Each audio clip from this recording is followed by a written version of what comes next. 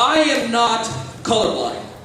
Because our next speaker is Srini Vasrao. He's one of the most unmistakably creative person I know. So I figured if I was going to introduce him, I have to look as creative as possible. I have to stand out. This man stands out so much that recently he was on Glenn Beck's show.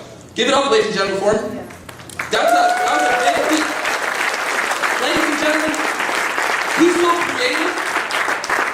he's so creative that he eats breakfast for dinner. So creative that today he's going to allow you to change your podcast and go back to corporate America. Please welcome Srini Vasrao.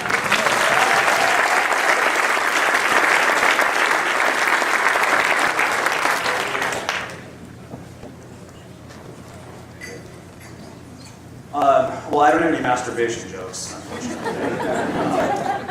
So hopefully you guys got all of that out of your systems before you got it this morning. How many of you are familiar with the unmistakable creative? All right, so I'm going to do one really selfish thing right now. If you haven't subscribed, take out your phones and subscribe to the unmistakable creative. Dan emailed me a couple of months ago, and he told me about this event. And when he asked if I would come and speak, I replied back to him. I said that I would do it on one condition. He said, "What's that?" I said, "I don't want to talk about podcasting." He was like, "That's ridiculous."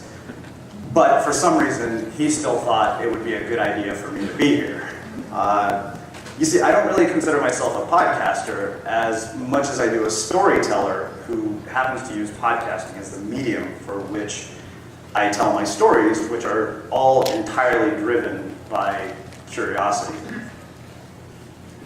Stories that lead to change in the world, stories that are often ignored but need more of a spotlight on them, stories that move us forward to better outcomes for humanity. So, as I thought about what I wanted to speak to you about today, I thought that the thing that would make the most sense was to tell you a series of stories from my own life and my own journey of building what many of you, and some of you know today as unmistakable creative. In April 2009, I graduated from business school at Pepperdine University into what people were calling the worst recession in history. The summer before, I had been a social media strategy intern with Intuit's TurboTax group, and that's just a fancy way of saying I got paid a lot of money to surf the web and make things that never saw the light of day. I was basically left with about a month's worth of rent left over from my financial aid checks, a little bit of money left for food, and no idea how I was going to find a job in what looked to be one of the most treacherous job markets ever imaginable. And I was watching a lot of young people find really interesting ways to use social media to find jobs, and I stumbled upon this. This girl had started a website called twittershouldhireme.com. This website ended up getting all sorts of national media attention. She ended up getting a job offer from Twitter and dozens of other job offers. So many, in fact, that she ended up not having to take any of those jobs and starting her own company. And as many of us do when we see one of these Cinderella stories on the internet, not realizing the amount of depth and effort that goes into something like this, you think, why not me? I could do something like that. So I decided to start my own version called 100reasonsyoushouldhireme.com. And really it was nothing more than the bullet points on my resume in blog form. And I got hate mail from strangers on the internet. Classmates of mine mocked me. Even classmates who I had never talked to in the 2 years that I was in business school sent me emails saying this was the stupidest thing I'd ever done. And then I ran into the biggest hurdle of all. I couldn't come up with 100 reasons why anybody should hire me.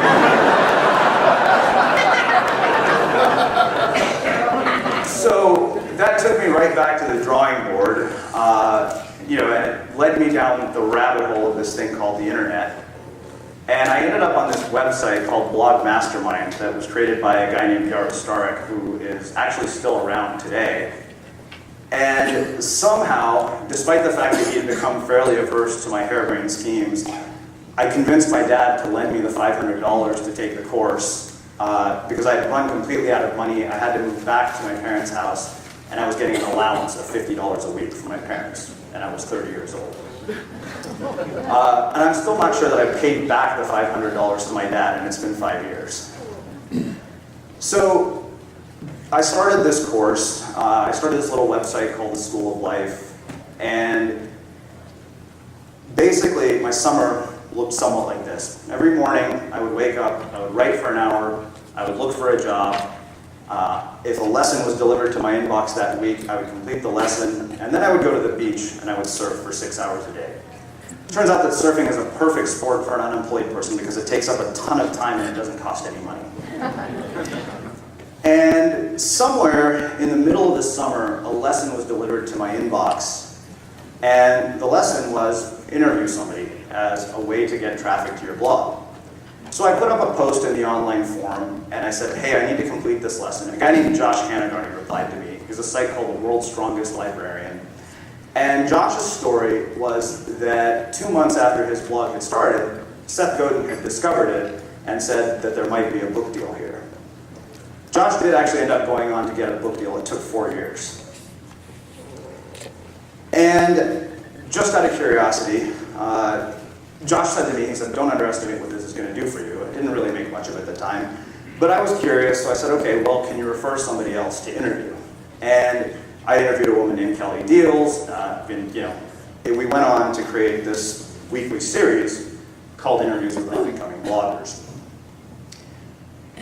And this entire moment fundamentally changed how I approached everything that I did from that point forward. And it revealed one of the most important lessons that I've ever learned. But before I share that lesson with you, I want to turn it to you and ask what you think that lesson might be. Anybody? Okay. It's really simple. You shouldn't follow anybody's instructions to the letter. I could have easily gone on and completed all the other lessons in the course and done that one interview. But I didn't. The fact that I deviated from what was in the script and what was in the formula led me to a place that I might never otherwise have ended up at if I had simply followed the instructions to the letter. I want to show you something. Going back to the show, one of the services we like to provide is to report to you on the very latest, in the very latest, with our own Dimitri Martin and Trends 5. Boom, tss, boom, tss, boom, boom, keepy, boom, trends, trends.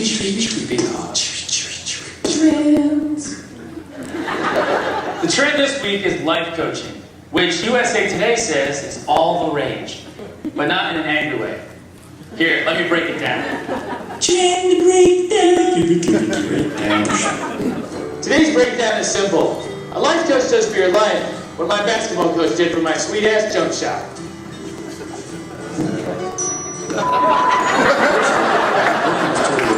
And my hands were kind of hurting. So let's find out from a real life coach. A life coach is a partner who people hire to help them stay focused, to help them create a vision of where they want to go. You know, if they're working too hard, or if they're not working, or if they're stuck.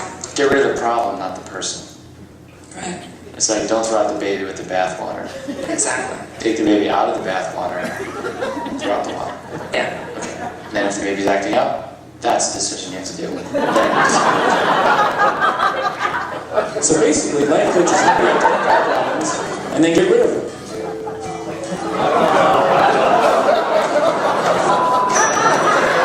So a life coach is just like having a really good friend. I charge on a monthly package basis, and the package ranges from $275 a month up to $525. Oh, okay. So a life coach is like having a really good friend who charges. How does one become a life coach? Coach University, and there's several, and they have a pretty stringent credentialing process. She's right. It is really hard to get into Coach U because it's only online, which means you need a computer, internet access, and hands. Okay, so you just need hands. So a life coach is like having a really expensive friend with limited credentials and hands. Beautiful, beautiful hands. So can I sit in on one of your sessions? Normally, because of confidentiality issues, we don't have anyone observing our sessions. But under the circumstances, if you're really quiet, we'll let you kind of sit there like a fly on the wall. I'll be like a fly on the other side of the wall. So, the kinds of things that I need to do, because it can't just all be passive. You know, the website is great, and I'm glad I'm doing that. The networking is great.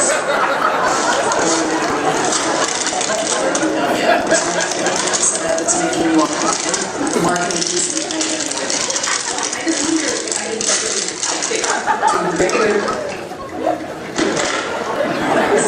That was a hell of a session, even without milk. Time to talk to the life coachee. Finish this sentence. Put me in. Put me in now. Start this sentence.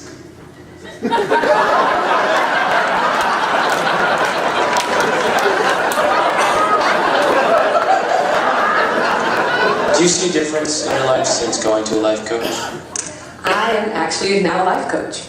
Holy, coachee has become the coach. So we laugh because it's funny, but there's also an element of truth to it. And you could replace the word life coach with interview-based podcaster, and it would be the same video. Because at the moment, we're suffering from a mimicry epidemic in which there are thousands of Me Too products being created, and it's not sustainable, it's not much fun, and we're robbing ourselves of the opportunity for true self-expression, true creativity, and we're also robbing the world of that gift. And if all you do is follow in the footsteps of your heroes, your role models, and your predecessors, at best, you'll become a pale imitation. And at worst, you'll be completely ignored. The second outcome is much more likely. Advice is really nothing more than ingredients, and yet we seem to follow it to the letter, wondering why we don't stand out when we're creating the same thing over and over and over again. And if you're creating something that I can get in 1,000 other places, why am I going to come to you? You see, real breakthroughs, real innovation, and real creativity actually happen in trying the things that might not work. I didn't have any aspirations to start a podcast. In fact, when people would ask me what I planned to do with my life post-business school, I said, as long as it has nothing to do with the internet, that's what my career is going to be about. Clearly, that didn't work out.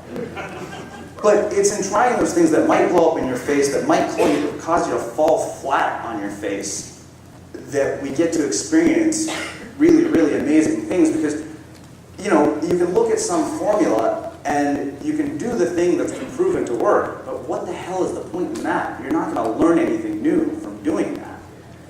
You know, some of you have talents that will lead you to far better places than you might end up at if all you do is follow the instructions to the letter and follow some formula that somebody has said, hey, this has worked for me, it's made me a ton of money, it will work for you.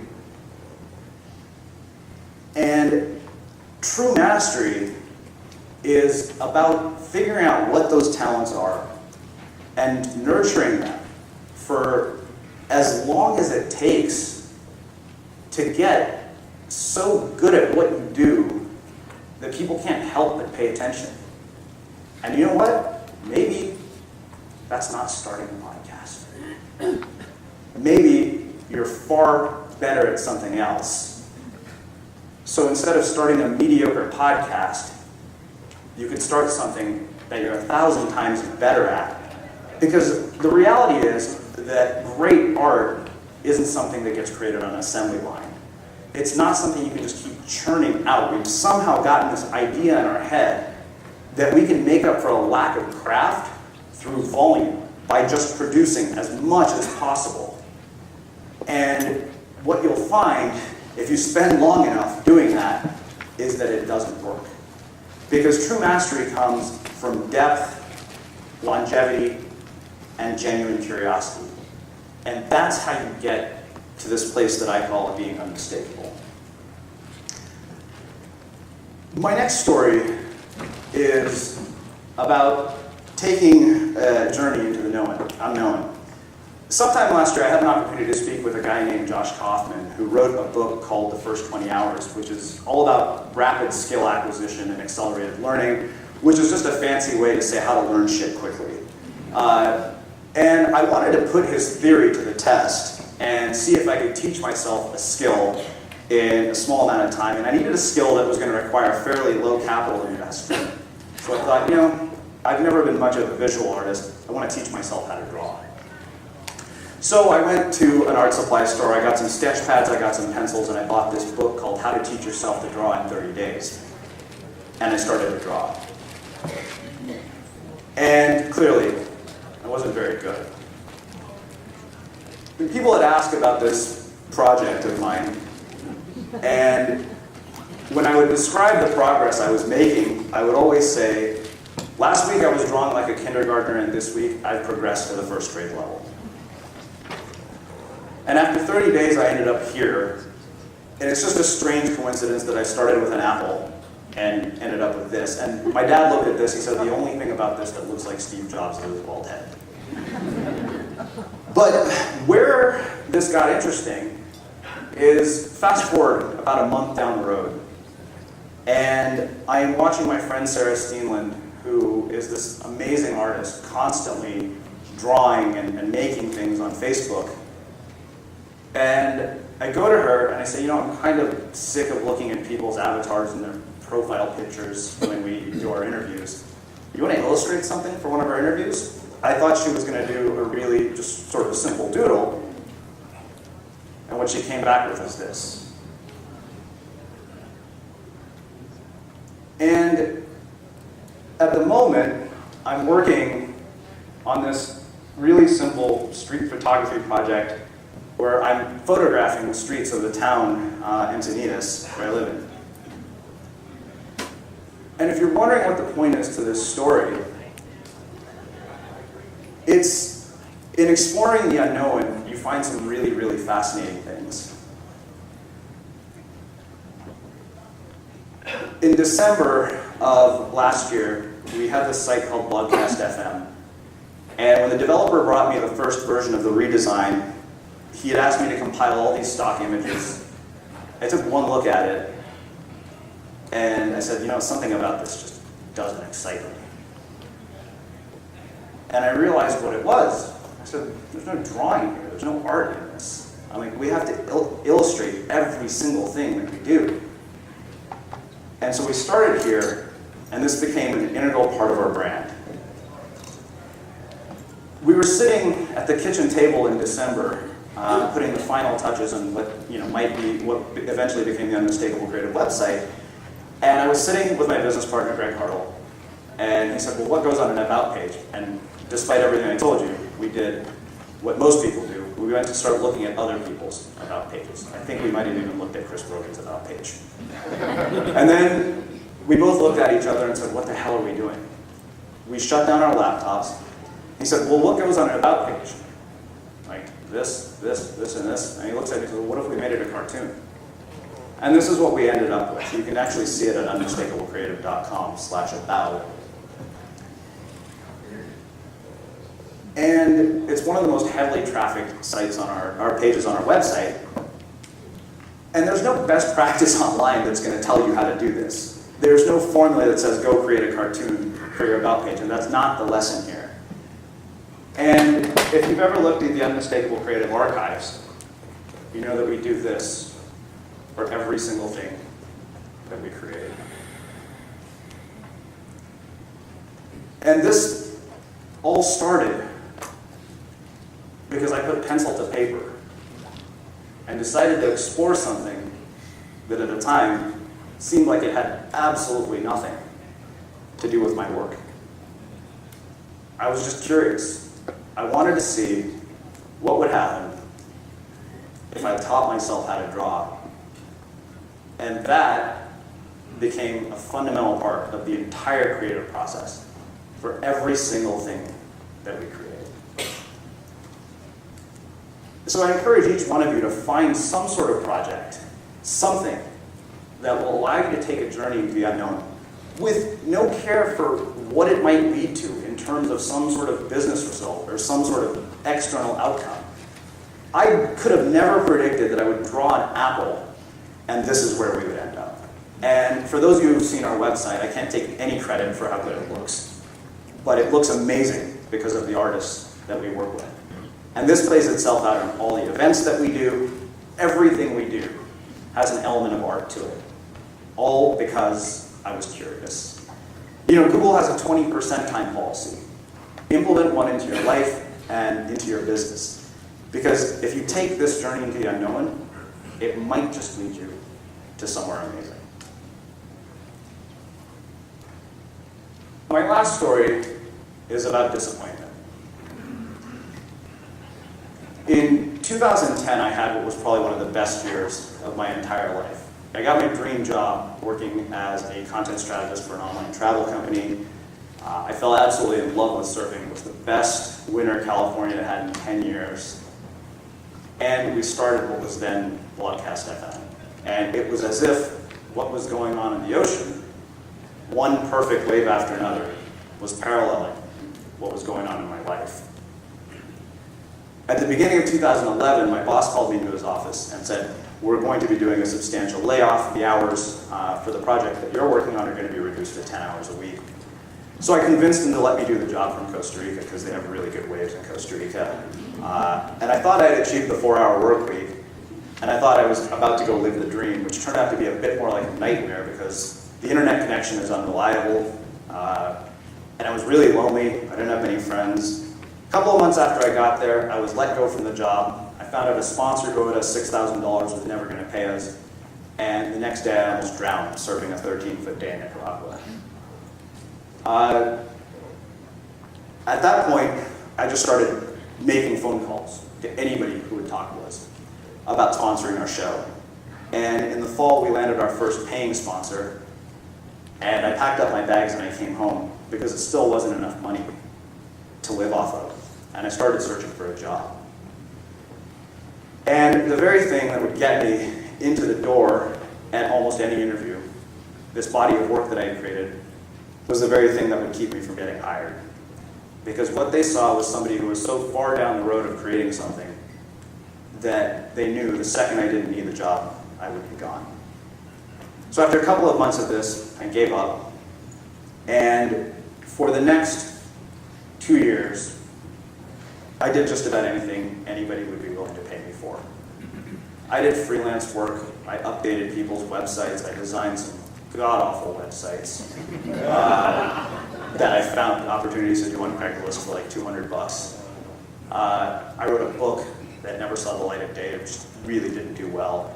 I created information products that failed. Nothing that I tried really worked. And some of you who've known me for the last several years can attest to that.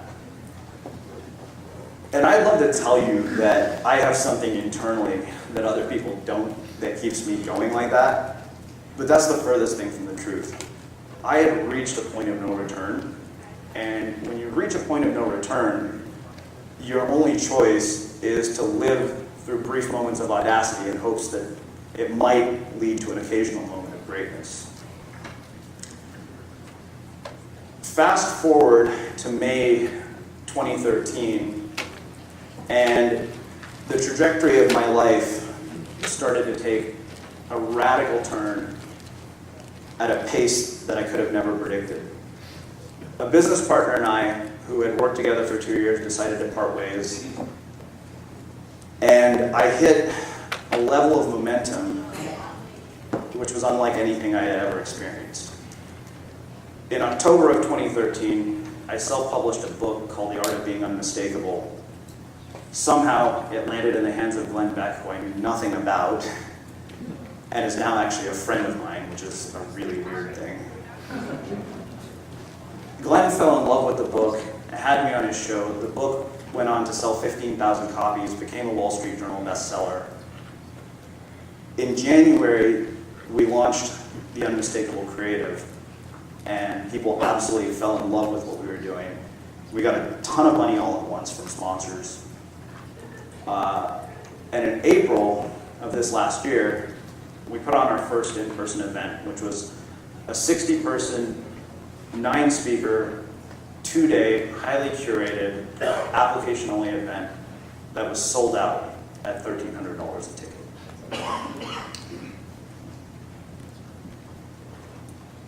Shortly after that, I started to experience a series of both personal and business challenges that took me to the point of depression, where I went from being able to do all of this to struggling to get out of bed.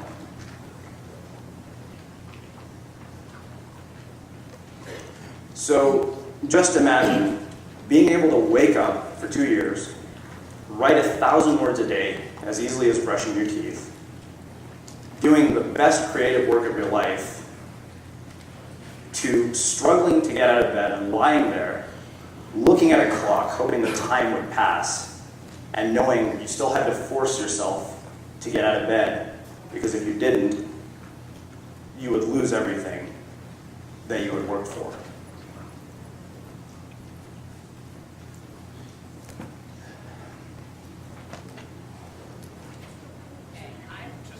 And we kept just creating stuff. I kept creating interviews. And I was really, really struggling to get through this period. And after a couple of weeks, a friend recommended that I go and see a doctor. So I did. I went to the doctor's office, and she did a neurochemical analysis. And it turned out that due to the stress of the events of the year, I had had my neurotransmitters plummet. And it turns out positive events in your life create stress. Who the hell knew? Yeah. And she said, you went from such a high and crashed, basically as the byproduct of what might have been low-grade depression that had gone untreated for a long time.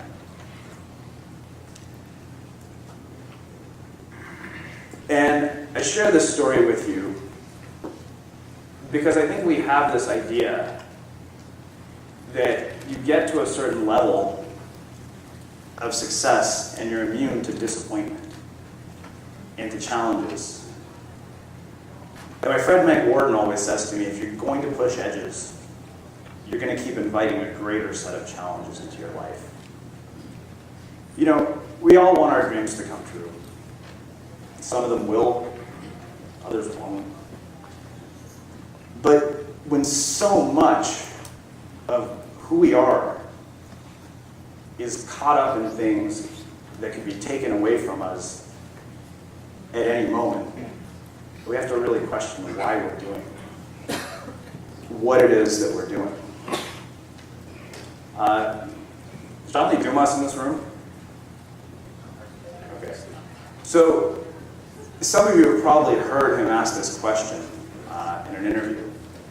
He'll ask people, have you ever had an I've made it moment? And when he asked me that question, I said, you know, John, I don't believe in I've made it moments. I think they're a myth and an illusion created by people who think that they haven't made it. And if I'm being very candid with you, in the middle of April, for just a little bit of time, I thought I had made it.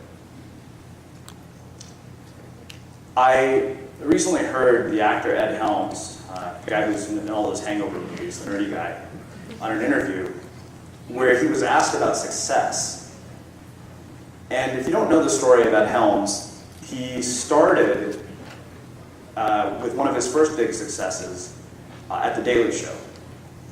The next pinnacle was moving on to be in The Office, and then of course he made the Hangover movies, and he's pretty much somebody that we would all recognize we saw him walking down the streets.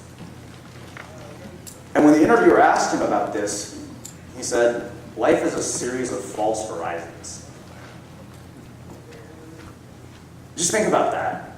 Ed Helms, who is likely more famous than many of us in this room ever will be, and he looks out and he still sees the horizon. During the last couple of months, as I was feeling like my world was spinning out of control, even though it looked epic to the outside world, because Facebook is fantastic for that, my business partner, mentor, and friend, Greg Hartle, sent me a text, and he said, it's really important that you remember that you're just at the beginning of the arc of your body of work. We've been at this for 5 years. That's half a decade.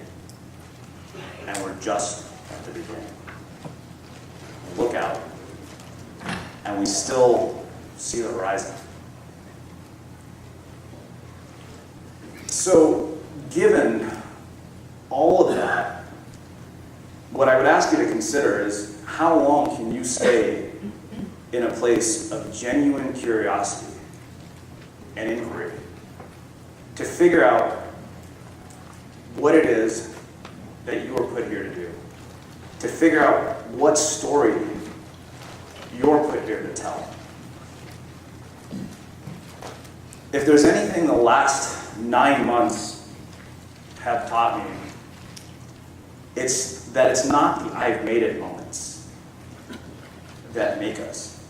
It's the ones that almost break us that give us the strength, and the courage, and the resilience to keep showing up day after day, month after month, and year after year. So I'll leave you with 2 final thoughts that I hope you'll apply to your lives, to your businesses, and to your journey, no matter where it takes you. And that is to stay humble and to stay curious. Thank you very much.